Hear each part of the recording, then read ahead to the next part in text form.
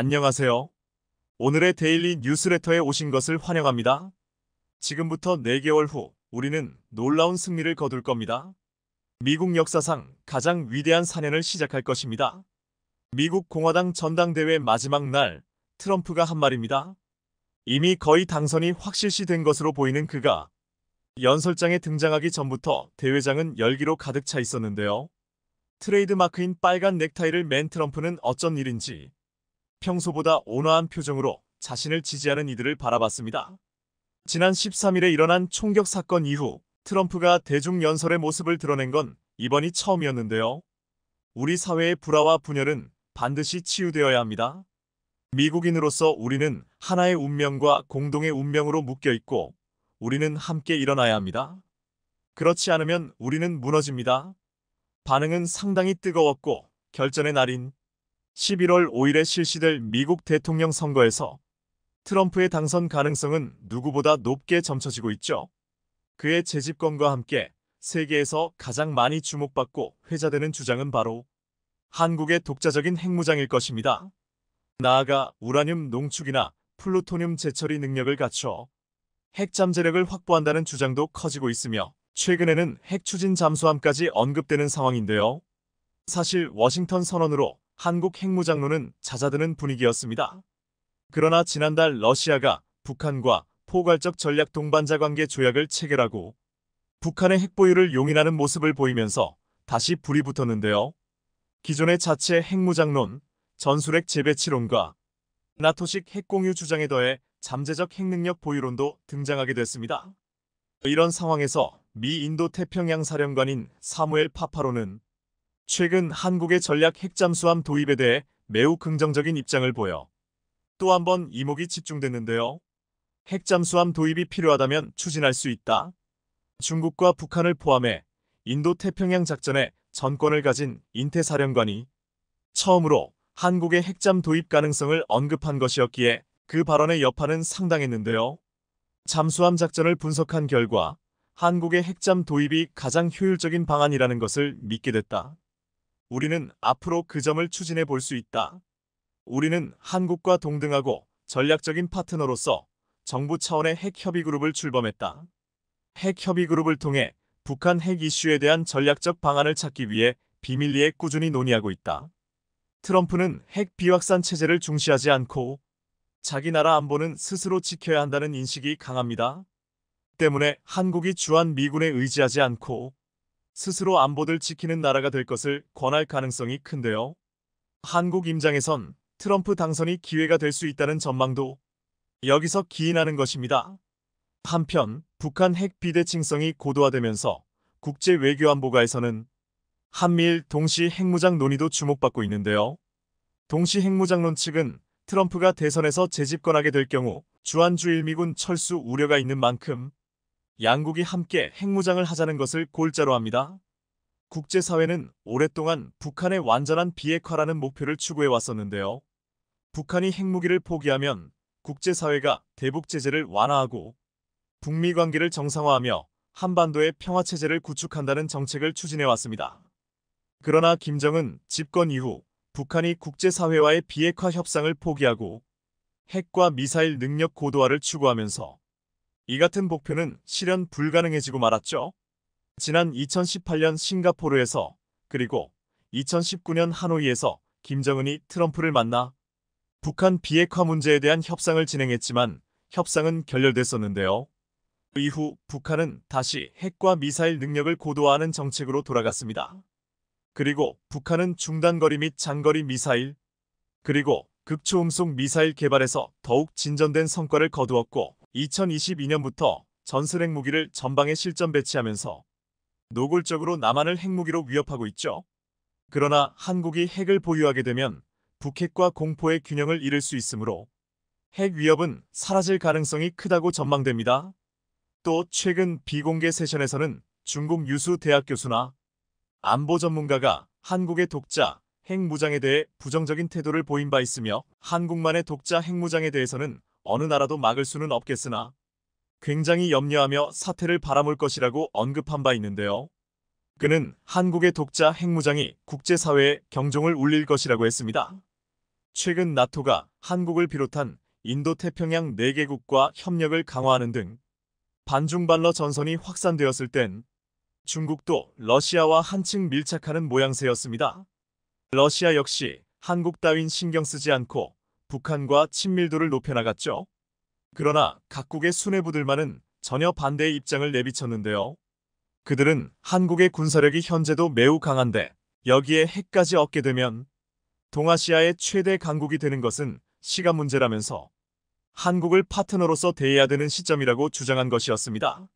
수뇌부들은 한국이 안보를 유지하기 위해 자체 핵보유를 추구하지 않을 수 없게 된 것을 규탄하면서도 한국의 핵개발과 함께 핵 잠수함 도입까지 기정사실화 되어버리자 빠른 움직임을 보이고 있는데요.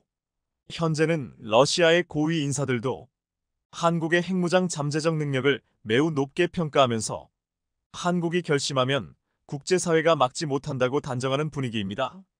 실제로 한국의 군사력은 세계가 주목하는 수준입니다. 한국의 군사력이 세계 5위로 평가된 것은 한국의 군사력 발전을 의미하는 중요한 성과이기도 한데요. 중국 수뇌부들은 한국이 1950년 한국전쟁 이후 지속적으로 군사력을 발전시켜 온 것을 주목하고 있습니다. 특히 최근 몇 년 동안 군사력 중강에 대한 투자를 확대해 왔다는 것도 인지하고 있죠. 실제로 한국은 인구 5천만 명에 육박하는 인구와 60만 명 이상의 현역 병력을 보유하고 있습니다. 또한 한국은 최첨단 무기와 장비를 보유하고 있으며 군사력 현대화에도 적극적으로 투자하고 있는데요. 거기다 한국은 미국과 동맹 관계를 유지하고 있으며 미국의 군사적 지원을 받을 수 있는 나라입니다. 이는 한국의 군사력을 더욱 강화하는 요인으로 작용하고 있죠.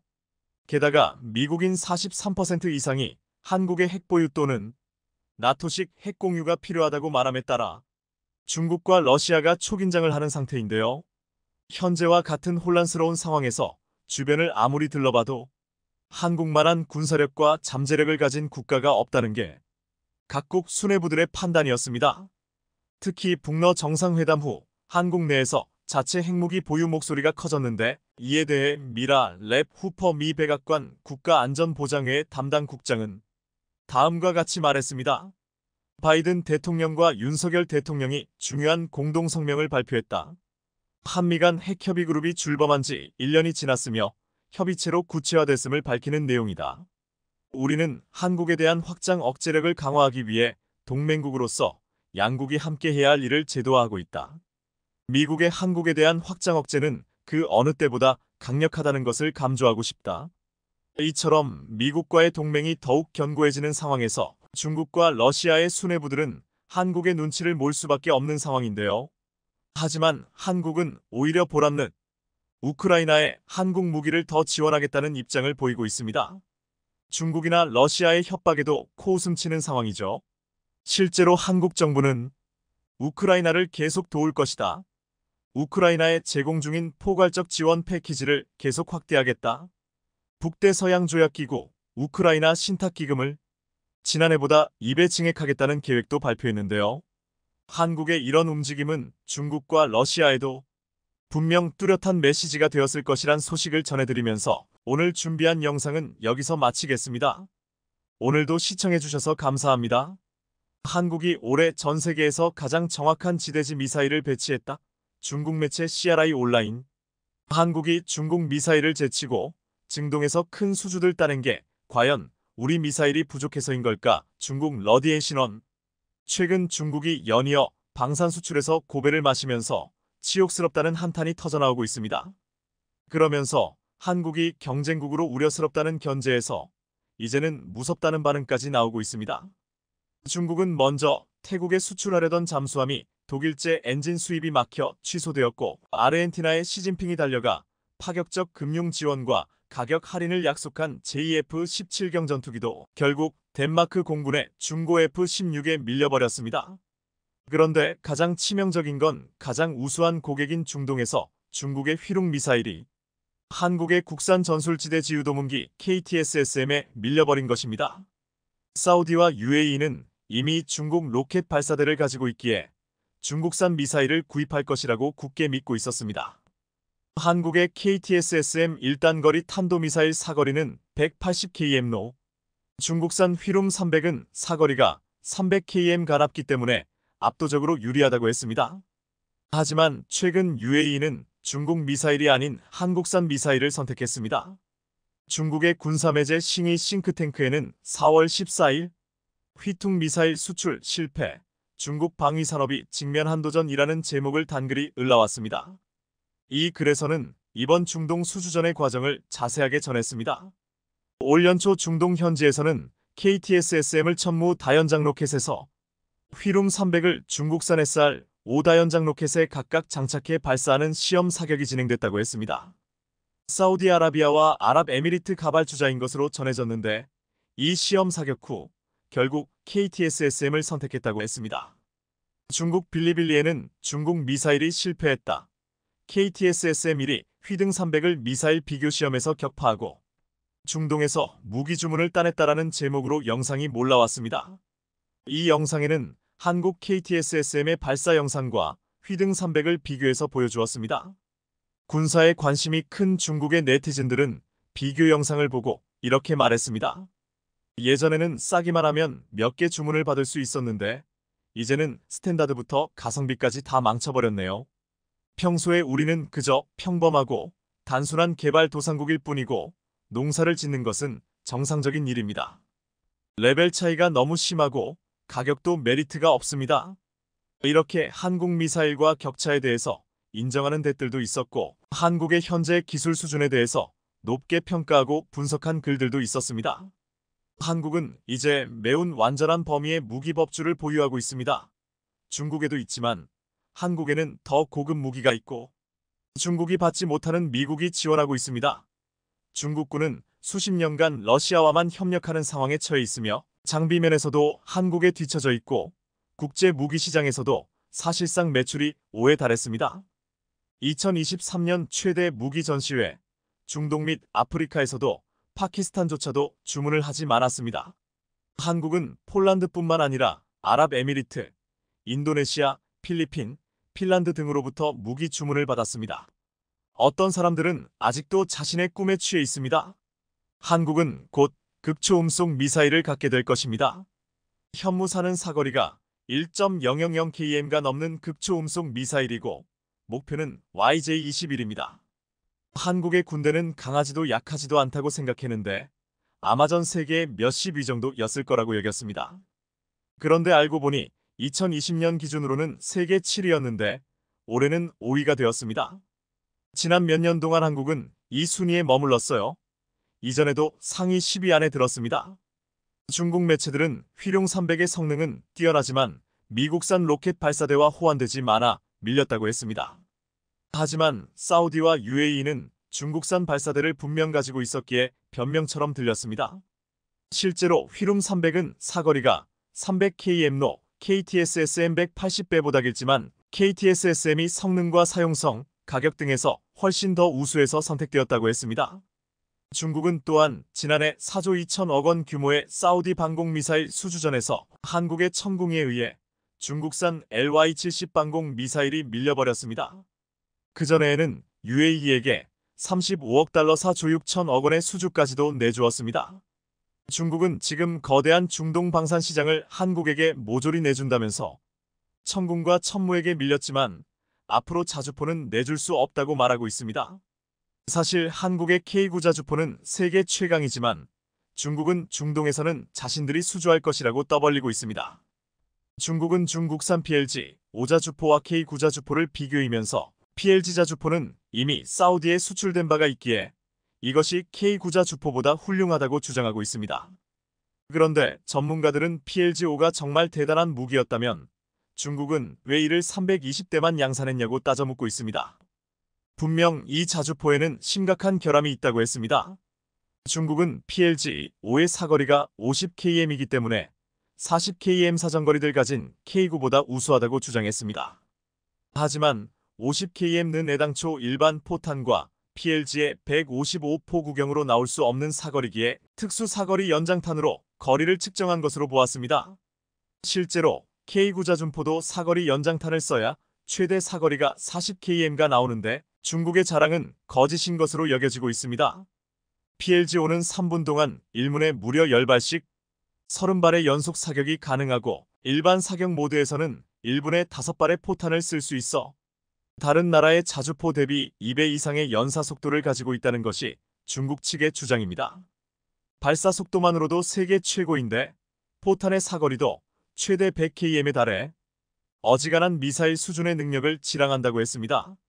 하지만 이러한 주장을 믿는 사람도 믿는 국가도 어디에도 없습니다. 중국은 자국의 최신형 자주포라며 PLG-5의 훈련을 여러 차례 공개했는데 그때마다 이 자주포는 사격과 동시에 차체가 출렁이며 그야말로 춤을 추는 모습을 보여줬습니다. PLG-5는 포탄 한 발을 사격하면서 포신은 물론 차제, 전제가 앞뒤로 심하게 출렁이는 모습이 거의 모든 사격 영상에서 공통적으로 관찰되었습니다. 화포가 사격할 때 이렇게까지 흔들린다는 것은 화포이기에 앞서 무기체계로서의 가치가 없다는 것을 뜻한다고 했습니다. 지난 2020년 이미 PLG 자주포를 도입했던 사우디 왕세자 빈 살만은 한국에 오자마자 국방과학연구소를 찾아가 K9 자주포 200대를 구입하겠다는 제안을 하기도 했습니다. 중국의 싱이 싱크탱크는 최근 한국산 미사일을 비롯해 각종 무기와 경합에서 연전연패하자 중국산 수출 무기의 품질 관리 성능, 데이터의 투명성 등을 냉정하게 돌아봐야 한다라고 말하기도 했습니다. 그동안 미국산을 사지 못하는 국가들이 싼 맛에 중국산을 샀다고 하지만 이제는 훨씬 훌륭한 성능의 가격까지도 착한 한국산이라는 훌륭한 옵션이 생겼습니다. 지난 4월 24일 폴란드 수출형 천무 호마르 K가 국방과학연구소 안흥시험장에서 발사가 이뤄졌습니다. 이날 호마르 K는 300km급 미사일 291발을 발사했고 미사일은 200여 초를 날아가 표적에 정확히 명중하며 K방산의 우수성을 세계에 알렸습니다. 폴란드 군사 전문 매체인 디펜스24는 CTM-290은 에이테크임스 ATACMS와 동등한 KTSSM-KEI즘 미사일 계열의 수출형이라고 소개했습니다. 이는 사거리를 약 300km로 늘린 전술지대 지유도 무기 KTSSM-1을 말한다며 미사일은 구경 600의 길이 4m, 무게 약 1.5T로 그중 3분의 100일 탄두 무게라고 디펜스24는 전했습니다. 중동의 국가들은 KTSSM-1을 구입했지만 이제 사거리가 35km로 늘어난 KTSSM-2까지 노릴 것이라고 했습니다. UAE 대통령은 다음 달 중순 한국을 찾아와 지난해 약속한 300억 달러 약 41조 원을 어디에 투자할지를 공개할 것이라고 했습니다. UAE는 2022년 중거리 지대공 미사일인 천궁을 35억 달러 약 4조 6천억 원 규모로 도입한 바 있는데 최근 북한과 협력해 탄도미사일 개발을 고도화하는 이란을 견제하려 한국산 무기의 추가 도입에 나설 수 있을 것으로 전망하고 있습니다. 이제 중동 국가들은 지대공, 지대지 미사일에서 중국을 완전히 배제하고 한국만을 바라보고 있습니다. 그동안 중국산 무기 수출의 절반은 인도와 국경을 맞댄 파키스탄이었는데 이제는 파키스탄조차도 중국산 무기를 사지 않고 있습니다. 적국인 인도도 K9 자주포를 도입할 정도로 수준이 높아졌기 때문입니다. 그래서 중국이 노리는 것은 미국과 대립각을 세우는 거대 자본이 있는 중동이었는데 중동의 국가들도 중국이 아닌 한국을 선택하고 있습니다. 앞으로 중동의 거대 자본은 한국에게 갈 것으로 전망하고 있습니다. 미 해군은 노후화된 T-45 훈련기를 교체하기 위해 2026년부터 신형 고등훈련기는 물론 전술 인문기 대체 사업까지 200여 대가 넘는 훈련기 도입 사업을 추진하고 있습니다. 과연 이 사업을 누가 수주할 것인가 관심이 모아지고 있는 가운데 세계적인 방위산업 기업이 로키드 마틴이 미 해군 훈련기 사업에 한국 항공우주산업과 손잡고 본격적인 참여를 선언했습니다. 해외 매체 유라시안 타임스는 지난 4월 16일 로키드 마틴이 항모 함재기 파일럿 양성을 위한 T-50의 파생형, 정확히 말하자면 한국항공우주산업 KAI의 훈련기인 FA-50의 파생형 TF-50N에 큰 기대를 걸고 전격적 투자를 결정했다고 보도해 세계의 이목을 집중시켰습니다. 혹자는 로키드 마틴이 다른 나라도 아니고 미국 해군 훈련기 사업에 참여하는 건 당연한 거 아니냐고 하겠지만 이것은 얼마 전까지만 해도 당연한 일이 아니었습니다. 그렇다면 왜 지금 본격적인 참여를 선언한 것일까요? 오늘은 로키드 마틴이 한국항공우주산업과 손잡고 미 해군 훈련기 교체 사업에 대규모 투자를 선언한 이유. 미 해군이 밝힌 고등 훈련기 및 전술 입문기는 플레어리스 착함 시 시야를 유지하면서 3도 경사면을 목표로 고정된 각도를 유지할 수 있는 훈련기여야 하며 610회의 미점 등 착함을 수행할 수 있어야 하며 183M 30M 폭의 활주로에서 제어력을 유지하고 정지할 수 있어야 합니다. 또한 미 해군은 마 0.97.33g의 지속 하중 계수 4000피트 상공에서 비행할 수 있어야 한다고 발표했습니다. 이런 요건을 다 충족하기 위해서는 상당한 성능의 고등 훈련기여야만 합니다. 그런데 록히드 마틴은 한국항공우주산업과 손잡고 미 해군 훈련기 교체 사업에 대규모 투자를 선언했습니다. 록히드 마틴이 해볼만 하다고 본 한 이유, 그 첫 번째는 경쟁사의 허점입니다. 록히드 마틴은 미 공군 훈련기 수주전에서 보잉 사브 컨소시엄에 패배한 이후 미 해군 훈련기 사업에 참여하는 걸 망설여왔다고 전해집니다. 보잉이 또 한 번 저렴한 가격으로 승부를 보려고 하고 미 의회가 손을 들어주려고 한다면 해군 훈련기 사업에서도 승기를 잡기 어렵다고 생각했기 때문입니다. 하지만 보잉이 따낸 훈련기 T-7A 레드호크가 여러 가지 결함을 드러내고 양산 시점이 계속 뒤로 미뤄지다 급기야 2028년으로 미뤄지면서 록히드 마틴의 분위기가 달라졌습니다. 여기서 다시 유라시안 타임스의 분석 기사를 보면 유라시안 타임스는 미 해군 훈련기 사업에 도전장을 낸 TF-50N에 대해 이렇게 설명했습니다. 실기동 가상현실 워게임 통합훈련 그리고 증강현실을 하나로 통합하여 임무 시스템을 결함시킨 TF-50N은 단순한 훈련기가 아닌 공대공, 공대지 가능한 다목적 전투기가 될 것이다. 그러면서 TF-50N이 F-35로부터 유래된 항전 장비 및 조종석 구조를 그리고 TF-50N은 여기에서 더 나아가 자동지상 충돌 회피 시스템까지도 갖추게 될 것이라고 분석했습니다. 즉, 록히드 마틴이 TF-50N을 단순히 신규 조종사들의 전투 입문용 훈련기를 넘어 실질적인 다목적 전투기로 활용할 수 있고 5세대 전투기 조종사 양성을 위한 훈련기로도 사용할 수 있는 최고의 훈련기로 만들겠다고 선언한 것입니다. 록히드 마틴과 KAI는 어느 정도 수준에서 훈련기를 개량하는 것이 아니라 미 해군이 거절할 수 없는 높은 수준의 훈련기를 만들 계획인 겁니다. 두 번째 이유는 한국 KAI의 FA-50이 이미 세계 시장에 수출돼 수많은 성공을 거두었고 그에 따라 T-50 계열 전투기들의 명성이 높아진 지금 T-50의 해군 파생형 훈련기라 할 수 있는 TF-50N을 통해 미 해군의 전술대체 항공기 프로그램을 따내고 싶어진 것입니다. 현재 한국항공우주산업 KAI의 T-50 훈련기 제품군들은 이라크, 인도네시아, 폴란드, 태국, 말레이시아 등 세계 여러 나라에서 눈부신 성공을 거두고 있습니다. 모두 250대 이상의 T-50 계열 전투기들이 운용되고 있거나 주문 중인 상태입니다.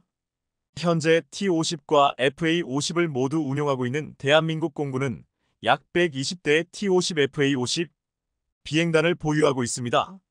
이와는 대조적으로 보잉의 T-7A는 호주 왕립공군, 세르비아 공군, 브라질 공군, 그리고 일본 항공자위대를 미래의 고객으로 생각하고 있을 뿐입니다. 자, 그럼 록히드 마틴은 왜 한국 KAI의 훈련기와 손을 잡고 미 해군 전술기 대체 프로그램에 뛰어들려 한 것일까요? 미 해군의 전술 대체 항공기 프로그램 즉 TSA는 세 가지 목적을 두고 있습니다. 첫째, 새내기 전투기 조종사들이 하하엔드 전투기를 탑승할 때 발생하는 문제들을 해결하는 것, 즉 초보에게 아주 비싼 전투기를 훈련 없이 태울 수는 없다는 것입니다. 둘째, 현재와 미래의 전투기 시스템을 시뮬레이션하거나 모사할 수 있어야 한다. 가상의 적 레드팀으로 활용할 수 있는 훈련기의 역할이 가능해야 한다는 점입니다. 셋째, 함대 교체 비행대대를 위한 편대 선두 항공기의 역할을 할 수 있어야 한다로 요약됩니다. 즉, 미 해군이 요구하는 전술대체 항공기는 현재와 미래의 전투기 시스템을 조종사들이 운용해 볼 수 있게 해주어야 하며 최전방 공군 부대에서 작전 훈련 부대 훈련을 맡을 수 있는 기량을 갖추고 있어야 한다는 것입니다. 앞서 일본은 미국 보잉과 공동으로 차세대 훈련기인 T-7AJ를 개발하겠다고 발표했습니다. 이때 많은 전문가들이 T-50 훈련기로 미 해군 전투기 대체 사업에 진출하려고 했던 한국 KAI가 난감해졌다. 한국이 수주할 가능성은 요원해진 것 아니냐고 우려했습니다. 하지만 한국 KAI와 록히드 마틴이 밀고 있는 TF-50N은 항모에서 사용하는 해군형 기체입니다. 그에 비해 보잉이 개발하는 T-7AJ는 공군형 기체입니다.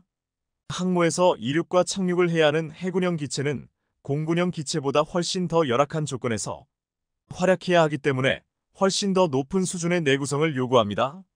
해군 항모에서 전투기를 운용해야 하는 해군 조종사들도 오랜 시간에 걸쳐 극한의 훈련을 받고 있습니다. 그런데 일본이 손잡으려는 보잉의 T-7은 공군형 기체로 개발되는 기체이며 가벼운 기체입니다. 더구나 보잉이 해군형 T-7N에 대한 개발에 나서려면 빨라도 2028년은 넘어야 가능합니다. 일단 발등이 불이 미 공군에 2028년까지 공군 훈련기 T-7를 넘기기로 약속했기 때문입니다. 더구나 내구성에서도 무장탑 재량에서도 보잉의 T-7A는 한국 KAI와 록히드 마틴이 만들려는 훈련기인 TF-50N을 대체할 수 없습니다. 따라서 록히드 마틴은 계산이 끝난 것입니다. 일본이 미국의 보잉과 공군 훈련기 T-7A 개발에 나선다면 해군 훈련기 사업에 곧바로 뛰어들 시간적, 경제적 여력이 없을 것이고 따라서 한국과 손을 잡고 해군 훈련기 사업에 뛰어든다면 승산이 있다고 본 것입니다. KAI와 록히드 마틴 컨소시엄의 TF-50N이 만일 미 해군 훈련기 사업을 수준한다면 오히려 일본이 TF-50N을 요구하는 날이 올 수도 있습니다. 더구나 최근 미국은 한국이 줄기차게 요구해오던 F-35의 창정비를 한국에 맡기는 등 한국 방산의 능력에 신뢰를 보내고 있습니다. 최근 한국은 미국과의 F-35의 2차 계약 협상에서 그동안 일본에서 창정비를 받아오던 우리 공군의 최첨단 스텔스 전투기 F-35의 창정비를 국내에서 할 수 있도록 하겠다는 결정을 받아냈습니다. F-35의 2차 계약 협상에서 우리 군이 5세대 전투기 기체 창정비와 스텔스 전면 도장 능력을 확보하게 된 것인데요. 그동안 미국은 F-35에 적용된 첨단 군사기밀이 유출될 수 있다는 이유로 한국에는 간단한 정비만 허용하고 창정비는 동아시아 허브 기지가 있는 일본에서 하도록 해왔습니다. 하지만 이와 관련해 일본에서 창정비를 할 경우 우리 군의 작전 정보가 일본 측에 넘어갈 수 있다는 우려가 지속적으로 제기돼 왔는데 드디어 국내에서 수행할 수 있게 된 것입니다. 이 뉴스를 일본 군사 매체들도 신속히 보도했는데 이 뉴스에 접한 일본 네티즌들은 미국으로부터 F-35를 140여 대나 계약했고 그보다 더 비싼 F-35B는 40여 대, 도합 180여 대나 산 일본이 추가 주문 20대를 합해도 겨우 60대에 불과한 F-35를 도입하는 한국이 독자적인 창정비 권한을 따냈다는 것에 대해 불만과 의문을 제기하고 있었습니다. 일본 네티즌들은 해시태그 한국이 우크라이나에 탄약을 제공했고 빠른 군비 확장을 원하는 유럽의 입장에서는 한국의 빠른 방산 무기 생산 능력이 커다란 의지가 되었을 텐데 이러한 점이 한국에게 유리하게 작용했을 것 같다. 해시태그 한국이 2027년부터 창정비 권한을 갖게 되었다는 기사는 한국 언론들만 대서특필했지. 미국 언론들은 보도하지 않았다. 한국 언론들의 호들갑에 지나지 않을 수도 있다. 이렇게 댓글을 단 네티즌도 있었는데요. 하지만 일본의 바람과는 달리 미국 언론에도 이렇게 한국이 창정비 권한을 갖게 되었다는 보도가 있었습니다. 일본이 미국과 공동으로 훈련기 개발에 나선다는 소식에 잠시 혼란스러웠지만 KAI가 록히드 마틴과 손잡고 미 해군 훈련기 도입 사업에 더 적극적으로 나서게 됨으로써 오히려 한국과 록히드 마틴 컨소시엄의 미 해군 훈련기 도입 사업 수주의 가능성은 더 높아지고 있습니다. 세계 최강의 자리에 올라선 K9의 첫 배치가 이루어진 지 24년 만에 새로운 도약을 준비 중입니다. 우리와 휴전선을 맞댄 북한 역시 신형 자주포를 개발하며 지상 전력 증강에 총력을 기울이는 모습인데요. 우크라이나 전쟁을 시작으로 세계 각국의 강력한 화력과 기동력을 겸비한 자주포의 필요성은 냉전 이후 지구촌에서 벌어진 각종 소유와 분쟁을 비롯해 더욱 중요성을 일깨우고 있습니다. 이에 대한민국의 명품 자주포 K9은 더 강력한 포탄과 첨단 기술로 업그레이드하며 글로벌 방산 시장에서의 독주 체제를 완전히 굳힐 계획입니다.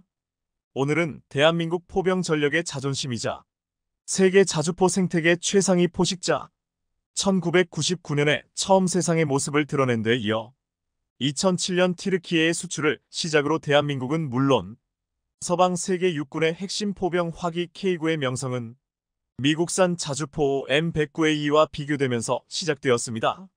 최대 40km 떨어진 지상 표적을 파괴하는 장거리 타격력 신속한 포탄 장전을 통한 급속 사격 능력까지 M109A2 대비 최소 3배 이상의 화력을 지녔다는 평가를 받고 있는데요.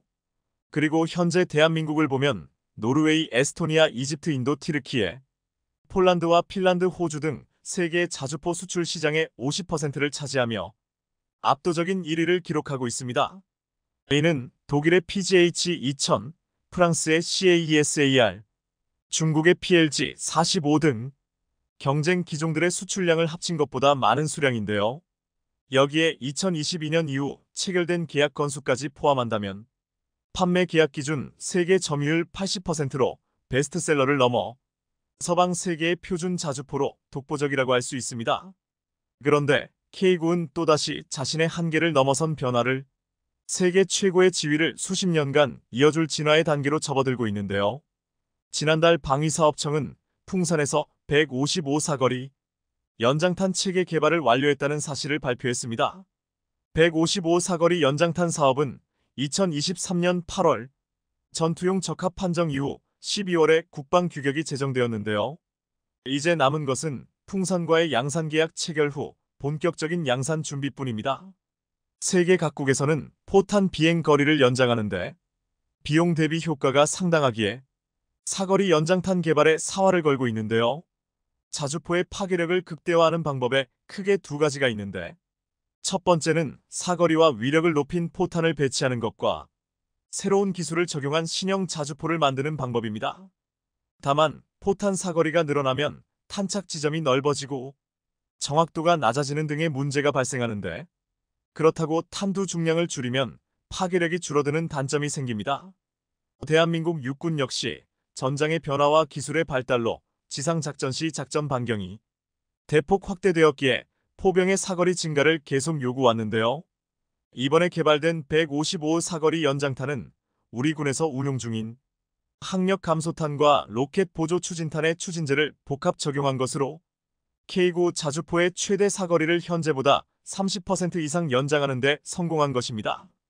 즉, 자주포 탄약의 공기 저항을 줄이는 기술을 적용하고 보조 로켓 추진 장치를 탑재하는 등의 방식으로 사거리를 늘렸는데 양산을 담당할 풍산에 따르면 기존 40km 남짓했던 K9의 사거리가 최대 40km 수준까지 늘어날 것으로 전망했습니다.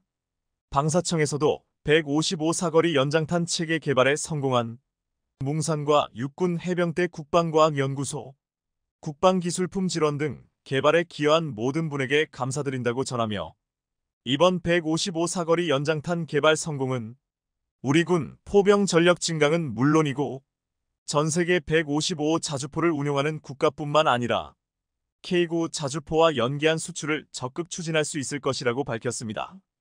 155 사거리 연장탄은 미국에서도 개발해 전장에 배치할 만큼 중요하게 생각하고 있는데요. 미국은 M109 자주포 사거리를 최대 50km까지 늘린 지능형 포탄 엑스칼리버를 이용해 우크라이나를 침공한 러시아군에 큰 피해를 입히고 있습니다. 여기서 그치지 않고 사거리 100km 이상의 장거리 구경 감소탄까지 개발하고 있는 것으로 알려졌는데요. 미국도 미국이지만 국제시장에서 명품 자주포 K9에 대한 신뢰와 존재감은 나날이 커지고 있습니다. 포탄을 새롭게 개발하는 것과 더불어 미래전에 대응할 수 있도록 혁신하는 작업도 추진 중인데요. 미국은 사거리 7130km에 대응하는 M1229 자주포를 만들었고 러시아가 사거리 70km인 ES-35 칼리차 자주포를 개발한 것처럼 대한민국 역시 한반도의 유사 상황 대비와 세계 시장 선점을 준비하기 위해선 초장사정 자주포를 확보하는 것이 필수 불가결한 요소가 됐습니다. 이와 관련해 방위사업청은 지난해 6월 제155회 방위사업 추진위원회를 열어 K9 2차 성능 개량 체계 개발 기본계획을 심의 의결했습니다. 이는 2027년까지 2조 3,600억 원이 투입되는 초대형 개발 프로젝트로 타격 능력 향상과 포탑 자동화를 통한 운용 인원 축소 등에 초점이 맞춰져 있습니다. 이번 성능 개량형인 블록 1의 차체는 기본적으로 2018년 등장했던 K9A를 활용하는 것으로 외형이나 크기에는 큰 차이가 없는데요. 발사 속도는 현행 분당 6발에서 8발 이상으로 빨라지며 포탑에는 탄약 자동 장전 장치를 설치 및 발사 준비를 한층 신속하게 처리할 수 있습니다.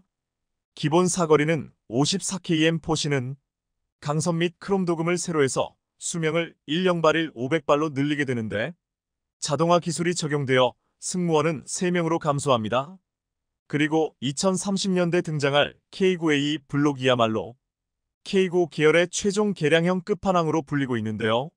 초장사정 초정밀 성능의 무장과 탑재되는 기술을 보면 새로운 괴물 자주포 등장이라 불릴만 합니다. 북한군 장사정포 위협에 공세적으로 대응하는 데 초점을 맞춘 K9A 블록2는 활용면에서 미국 M1229 자주포와 유사한 성능을 지닐 것으로 보이며 개발이 완료되는 시점에선 화력 측면에서 세계 최강의 자주포가 될 것으로 전망되고 있습니다. 포탄의 정확도를 향상하기 위해 포신은 기존의 52 구경장에서 58 구경장으로 길이가 늘어나는데 늘어난 포신만큼 10발 이상에 달하는 분당 발사 속도를 감안하면 약실의 압력을 견뎌야 하는 내구성의 문제도 있어 새롭게 개발된 고강도 소재가 적용될 것으로 보입니다. 방사청은 K9A 블록2에 적용될 소재 기술 역시 국내 기업에서 개발할 방침을 정하고 있습니다. 사거리 또한 70km까지 늘어나며 사용되는 포탄에 따라 최종적으론 100km을 넘어섭니다.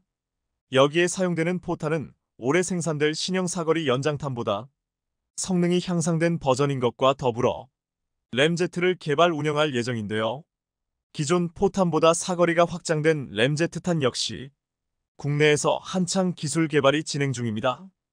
여기에 원격 주행 기술을 적용해 유무인 복합 체계가 접목되며 고무 궤도가 사용되어 주행 성능을 높이는 동시에 궤도 경량화까지 모두 고려 중인데요. 방산 시장에선 중요한 요소라 할 수 있는 동력 체계 통일성 유지를 위해 국내 방산업계에서는 차세대 기갑 장비에 하이브리드 엔진이나 수소연료 전지 등의 탑재도 설정하고 있습니다. 대한민국이 추진 중인 K9 개량 작업은 세계 방산 수출 시장에 미칠 파장이 매우 클 것으로 예상되는데요.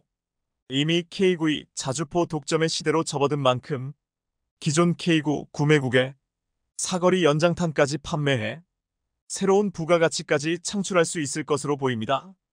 한국이 만든 지하철 타고 LA 올림픽 보러 갈 것입니다. LA의 극심한 교통체증을 한국이 해결해줬습니다. 미국도 한국의 기술력을 인정하기 시작했습니다.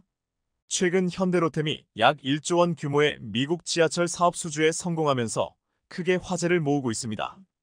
현대로템, 한국의 중견 기업에서 글로벌 시장을 석권하는 선두주자로 발돋움하기까지의 여정은 비단 하루아침에 이루어진 것이 아닙니다. 아시다시피 현대로템은 K 전차를 개발하고 생산하고 있는 기업으로 잘 알려져 있습니다. 폴란드에 대규모 K 전차를 수출하며 방산계의 한 축으로 떠올랐는데요. 그런데 이번에는 철도 분야에서도 두각을 나타내면서 관심을 모으고 있습니다. 이번에 미국 지하철까지 수주하게 되면서 세계 최고의 기업으로 거듭나고 있습니다. 오늘 영상에서는 현대로템이 어떻게 글로벌 시장, 특히 미국 시장에 성공적으로 진출하여 LA 전동차 프로젝트를 수주하게 되었는지 그 배경과 전략을 짚어보려 합니다. 현대로템은 철도, 차량, 방위산업 및 플랜트 엔지니어링 분야에서 국내를 넘어 세계적인 인정을 받고 있습니다. 특히 글로벌 시장에서의 경쟁력 강화를 위해 혁신적인 기술 개발과 고객 맞춤형 솔루션 제공에 집중해왔습니다. 현대로템이 미국 시장에 진출하기로 결정한 것은 이러한 전략의 일환으로 미국 내 대규모 프로젝트 수주를 통해 글로벌 브랜드로서의 입지를 더욱 공고히 하고자 하는 목적이 있었습니다. 그런데 이번에 약 1조 원대의 미국 로스앤젤레스 LA 전동차 수주에 성공하면서 16년 만에 미국 신공장 설립을 하게 되며 크게 주목받고 있습니다. 이르면 연내에 착공할 것으로 파악되는데요. 현지 생산 설비를 갖추고 고객 대응력을 높이기 위해서입니다. 현대로템은 미국으로 생산 기지를 확대하며 북미 사업 확대 교두보를 마련할 것으로 기대됩니다. 11업계에 따르면 현대로템은 현재 미국 내 생산 기지 구축을 위해 여러 지역 후보군을 물색 중인 것으로 파악됐습니다. LA 지역 인근이 유력시되는데요. 현대로템이 미국에 공장을 설립하는 건 지난 2009년 필라델피아 공장을 준공한 지 16년 만입니다. 통상 전동차는 사용 연한이 3040년으로 깁니다. 매해 생산 수요가 많지 않기 때문에 전동차 기업들은 대규모 철도 수주가 이뤄지면 업체들은 현지에 공장을 지은 뒤 공급이 완료되고 사후 관리 AS가 마무리되면 공장을 철수합니다. LA 전동차 프로젝트 수주는 이러한 현대로템의 노력이 결실을 맺은 사례로 미국 시장에서의 성공적인 진출은 단순히 하나의 프로젝트를 넘어서 현대로템의 글로벌 전략 실행의 중요한 이정표로 기록됩니다. 현대로템이 수주한 8,688억 원 규모의 LA 전동차 프로젝트는 단순한 계약을 넘어서 현대로템에게 있어 매우 의미 있는 성과입니다. 추가적인 유지보수 비용까지 더하면 약 1조 원에 달하는 엄청난 규모인데요. 이 프로젝트를 통해 현대로템은 미국 시장 내에서의 자신의 위치를 확고히 하며 글로벌 시장에서의 역량과 신뢰도를 크게 향상시켰습니다. LA 전동차 공급 사업은 현대로템에게 미국 내 철도 차량 시장에서의 강력한 입지를 마련해 주었으며 이는 미국뿐만 아니라 전 세계 시장에서 현대로템의 영향력을 더욱 확대하는 기회가 되었습니다. 일단 그 깐깐한 미국 시장에 진출 성공했다는 것은 엄청난 신뢰를 주기 때문입니다. 프로젝트의 성공적인 수행은 현대로템이 첨단 기술과 뛰어난 제품 품질로 경쟁사들과 차별화할 수 있는 중요한 사례로 자리 잡게 되었습니다. 또한 이 프로젝트는 현대로템이 미국 시장에 더 깊이 뿌리내리고 장기적인 관계를 구축하는 데 중요한 발판이 되었습니다. 현대로템은 이를 통해 미국 내에서 더 많은 사업 기회를 탐색하고 향후 다른 글로벌 시장으로의 진출에 있어 중요한 경험과 자신감을 얻게 되었습니다. 뿐만 아니라 현대로템의 미국 내 생산 기지 설립 계획은 단순한 확장을 넘어서 전략적 비전의 실현입니다. LA 인근 지역에 신공장을 설립하기로 한 결정은 국제시장에서의 물류 효율성 증대, 현지 시장과의 연계 강화, 그리고 미국 내에서의 사업 기회 확대를 목적으로 합니다. 이 지역 선택은 미국 내 주요 교통망과의 접근성, 우수한 인력 자원, 그리고 전략적 시장 진입 용이성을 고려한 결과입니다. 현대로템이 북미 사업을 확장하고자 하는 이유는 북미 시장의 잠재력을 극대화하고 글로벌 경쟁력을 더욱 강화하기 위함입니다. 신공장은 미국 내에서의 생산 능력을 높이고 고객사와의 더 밀접한 협력을 가능하게 하며 미국 시장에 대한 현대로템의 장기적인 헌신을 보여주는 교두보 역할을 할 것입니다. 이러한 계획은 현대로템이 글로벌 시장에서 지속 가능한 성장을 달성하고 미국 내에서도 더욱 강력한 사업 파트너로 자리매김하고자 하는 그들의 의지를 반영합니다. 신공장 설립은 미국 경제에 대한 직접적인 투자는 물론 현지 고용 창출과 기술 교류 촉진을 통해 현대로템과 미국 사이의 경제적 연계를 강화하는 중요한 단계가 될 것입니다. 현대로템의 기술적 역량은 LA 메트로 전동차 프로젝트 수행을 위한 그들의 핵심 경쟁력입니다. 이번 사업 수주를 보면 알 수 있듯이 미국에서도 이제 한국의 기술력을 인정할 수밖에 없다는 뜻인데요. 첨단 기술의 개발과 적용은 현대로템이 글로벌 시장에서 선도적인 위치를 유지할 수 있는 기반을 제공합니다. 이러한 기술력은 효율적인 에너지 사용, 고객 맞춤형 디자인 솔루션, 그리고 안전과 신뢰성이라는 측면에서 경쟁사들과의 차별화를 가능하게 합니다. 현대로템의 경쟁 우위는 단순히 기술적 우수성에만 국한되지 않습니다. 고객 중심의 서비스 제공, 강력한 글로벌 공급망 관리, 그리고 지속 가능한 제품 개발에 대한 그들의 노력은 시장에서의 그들의 입지를 더욱 강화합니다. 특히 LA 메트로 프로젝트와 같은 대규모 프로젝트를 성공적으로 수행할 수 있는 현대로템의 프로젝트 관리 능력은 고객사로부터 높은 신뢰를 받고 있습니다. 현대로템의 전략적 이점은 또한 그들이 혁신을 지속적으로 추구하고 시장 변화에 민첩하게 대응할 수 있는 조직 문화에서 기인합니다. 이는 현대로템이 미래, 지향적인 기술과 솔루션을 지속적으로 개발하고 글로벌 시장에서의 리더십을 유지할 수 있게 하는 중요한 요소입니다. 특히 현대로템의 LA 전동차 프로젝트는 2028년 LA 올림픽을 대비하여 교통 인프라를 강화하는 데 핵심적인 역할을 합니다. 현대로템은 LA 메트로 전동차 공급 사업 입찰 과정에서 발주처인 LA 카운티 교통국을 대상으로 뛰어난 철도 인프라와 우수한 전동차 성능을 선보였는데요. 우수한 차량 제작 기술과 북미 지역의 납품 실적, 납기 준수 등 사업 이행 능력을 인정받은 결과 현대로템이 이번 사업을 따낼 수 있었습니다. 기존 노후화된 현지 차량을 대신할 LA 메트로 전동차는 최대 113kmh로 달릴 수 있습니다. LA 다운타운 할리우드 북부 26.4km와 LA 다운타운 코리아타운 구간 10.3km에서 운행될 예정인데요. 두량 1편성으로 최대 6량까지 중년 운행이 가능합니다. 여기서 중년이란 차량을 연결해 운영하는 방식을 말합니다. 한량당 최대 245명이 탑승할 수 있어 LA의 극심한 교통체증을 한층 감소시킬 것으로 예상됩니다. 또 현지 기후, 날씨를 고려해 영하 6도부터 영상 49도의 환경에서 운행이 가능한 것도 강점 중 하나예요. 이 프로젝트를 통해 현대로템은 올림픽 기간 중 안전하고 효율적인 대중교통의 필요성을 충족시키는 중요한 기여를 하고 있습니다.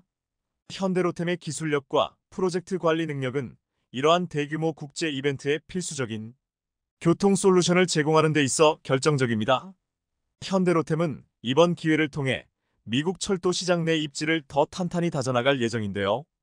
그런데 이와 같은 현대로템의 성공적인 프로젝트 수행과 기술적 역량은 그들이 더 넓은 분야로 확장하는 기반을 마련해주고 있습니다. 이러한 확장은 단순히 교통 인프라에 국한되지 않으며 현대로템이 보유한 혁신적인 기술과 관리 시스템을 다른 분야에도 적용할 수 있는 가능성을 열어줍니다. 시청해주셔서 감사합니다.